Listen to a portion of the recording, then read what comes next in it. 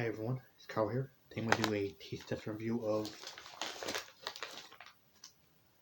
the Matcha Tiramisu flavored Kit Kats. And I guess these are somewhere in Japan, so I'm going to try one out. I've never tried one of these Japanese flavors before for Kit Kat, so try to see what these taste like. Green.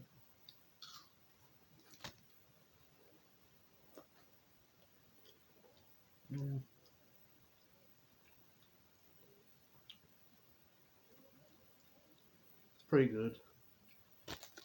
Still prefer the regular Kit Kat though.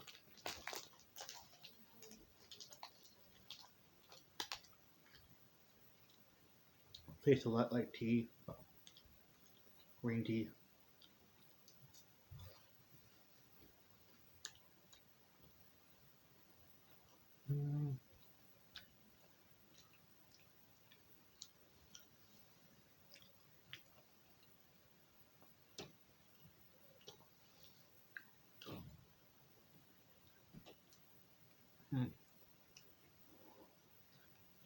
It has its own unique flavor for Kit Kat.